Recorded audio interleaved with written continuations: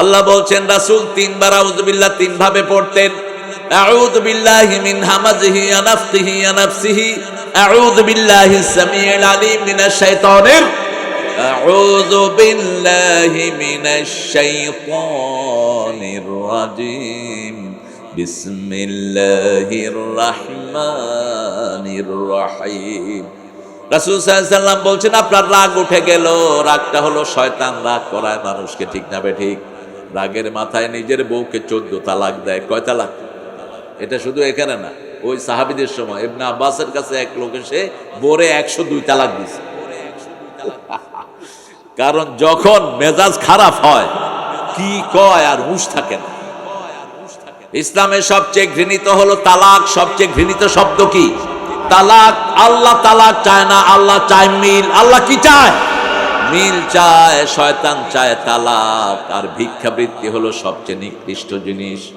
রাসূল বলেছেন যারা ভিক্ষা করে এদেরকে ভিক্ষাবৃত্তিতেই আল্লাহ লাগিয়ে রাখে, এদেরকে আর স্বাবলম্বী করে না, শুধু মানুষের থেকে চায়। এরকম কিছু লোক আছে না? নাই? আমারে কিছু টাকা দেন তো, আমারে দেন তো, এই দিচ্ছি কিন্তু 2000 টাকা দেন, দিচ্ছি। 2000 টাকা আর খবর নাই। চাইলে কই ওই মিয়া 2000 টাকা লেগে এরকম করে। এরকম বেয়াদব আছে না? নাই?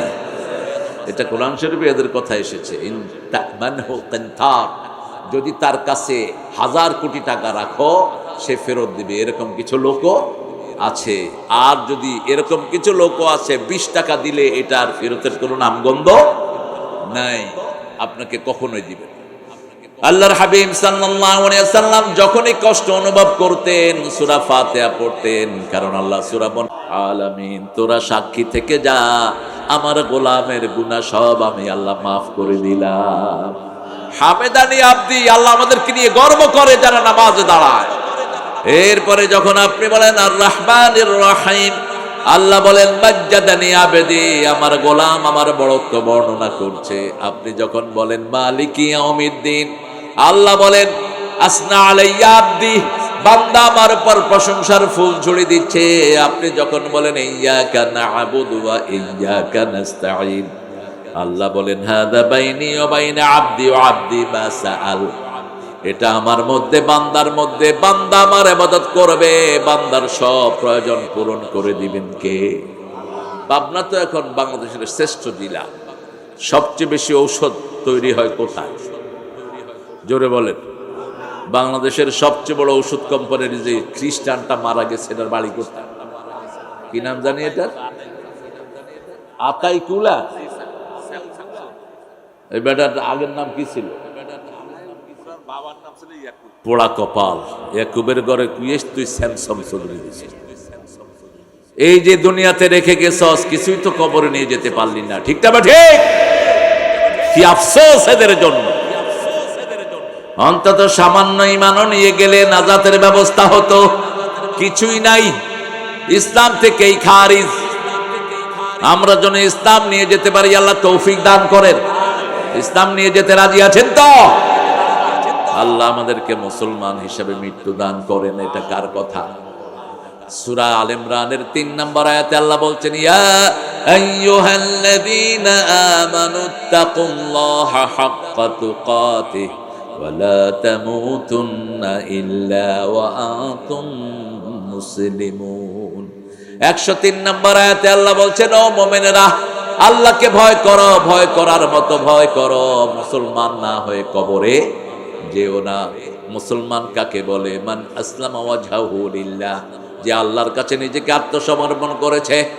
রাস্তা দিয়ে যাওয়ার সময় মন চায় ওই গাছের ফল খায়, ওই গাছের আম ছিঁড়ি, কিন্তু আল্লাহ বলছেন না, ওটা তোমার নয়, তুমি ওটা ছিঁড়তে পারবা? জমিনে কাজ করতে গেলে আরেকজনের জমির আইল ঠেলে নিজের জমিতে নিয়ে আসে।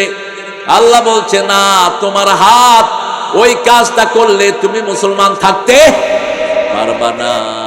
অফিসে বসে আপনি ঘুষ খান, আল্লাহ বলছেন আর রাশি ওয়াল মুরতাশি কিলাহুমা ফিন্নার। ও নবী আপনি বলেন যে ঘুষ খায়, যে ঘুষ দেয়, দুইজনই কোথায়? জাহান্নামে। কিন্তু আমরা তো অসহায়, বাংলাদেশের মানুষ অসহায়, ঘুষ ইচ্ছা করে বাইর করে, ঠিক না বেটি? ঘুষ দিবেন না কাজ নাই। মাদ্রাসায় শিক্ষক নিয়োগ, সেখানে ঘুষ আছে না নাই? আরে কথা কন না কেন? মসজিদের ইমাম হেনা আছে? আরে মেয়ে হেনা নাই, আন্দাজে কত কখন দেখাইতে পারবেন নি? একটা মসজিদের ইমাম নিয়োগে ঘুষ লাগছে, তো আন্দাজে কথা কম। মাদ্রাসায় আছে, মাদ্রাসায় আছে। আর স্কুলে তো মাশাআল্লাহ মনে হয় এটা ওনাদের জন্য হালাল, এমন ভাবে খায় কয় আপনি তো পরীক্ষা ভালো করছেন, কিন্তু স্যার আমাদের এখানে তো একটা নিয়ম আছে, আমাদের এখানে প্রত্যেক টিচার নিয়োগ হইতে হলে 12 লক্ষ টাকা লাগে। সাথে সাথে থাপ্পড়ের চোটে গালের দাঁত ফালা দেওয়া যায়। ফালাবে কে? যেগুলি ফালাবে সেগুলি তো খায়। এখন যে কয়টা ক্ষমতায় বসে এগুলিও খোর, একটাও ভালো না। এখন যেটা বসছে এটাও খায়, শুধু হাত করে দেখেন না কত টালবাহানা চলছে। দেশের ইলেকশন যেন না হয়, টালবাহানা চলতেই আছে, কিন্তু আমরা চলতে দেব না। ঠিক না বা ঠিক? আমরা চাই সুন্দর সুস্থ একটা নির্বাচনের মাধ্যমে আল্লাহর প্রিয় গোলামেরা এই দেশ চালানোর ব্যবস্থা গ্রহণ করুক, আল্লাহ কবুল করুক। আল্লাহ রাব্বুল আলামিন বলছেন আমার কাছে আশ্রয় চাও। আমরা বললাম আল্লাহ কেন আশ্রয় চাইতে হবে? আল্লাহ বলছেন আশ্রয় যারা চাইবে না তারা দুনিয়ায় চলতে পারবে না। আশ্রয়ের দরকার আছে। চারিদিকে শুধু রোগ আর রোগ, বাতাসের ভিতরে লক্ষ রোগ ঘুরে বেড়ায়। আশ্রয় দেওয়ার মালিককে? করোনার সময় মায়ের শরীর ভালো, মায়ের পেটে শিশুর গায়ে কি হয়েছে? করোনা। শিশুর কি? করোনা। রাখে আল্লাহ, মা রেখে। কত আমাদের দেশের পাশের দেশ এত বেশি মারা গেছে, যমুনার পানির স্রোত বন্ধ হয়ে গেছে, এত বেশি মারা গেছে। পোড়াইতে পোড়াইতে আল্লাহ কৃনায় সব নদীতে ফেলছে।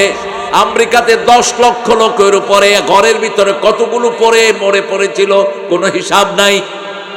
আমেরিকার মূল ল্যান্ড থেকে নিয়ে সাগরের ভিতরে, দ্বীপের ভিতরে এগুলোকে মাটি দেওয়ার ব্যবস্থা করেছে। কিন্তু বাংলাদেশ গরিব দেশ, সেই দেশটাকে হেফাজত করে দিয়েছেন কে? কারণ যেদিন করোনা প্রথম শুরু হয় বেনমাজি গিয়ে মসজিদে ঢুকছে। ঠিক না ঠিক? ফজরের সময় দেখি যে মসজিদে আর জায়গা নেই। ফজরের সময় মসজিদে গেলাম, জায়গাই নাই, একদম প্যাকড আপ। বললাম এই তোমরা কোত্থেকে আসছো সিজনাল মুসল্লিরা? কয় আপনি শুনেন নাই আমগো দেশে করোনা আইছে। করোনা? তাহলে করোনা মানে কি? করবো না? কয় করোনা না, করবো না, না এটা এমন রোগ ধরলেই ফিনিশ। তো তোমরা আইছো কে? কয় আল্লাহর কাছে না যাতে চেয়েছি। অধিকাংশ গুলো অজুয়াজারা কিন্তু মসজিদে গেছে, হেফাজত করবেন কে? মসজিদ কার ঘর? কার ঘর? আল্লাহর ঘর। আল্লাহর ঘরে ঢুকলে হেফাজতের দায়িত্ব নেন কে?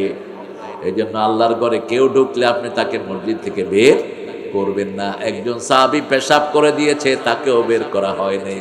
রাসূলের আলোচনা শুনতে শুনতে পেশাব যে কখন পড়ে গেছে কইতেই পারবো।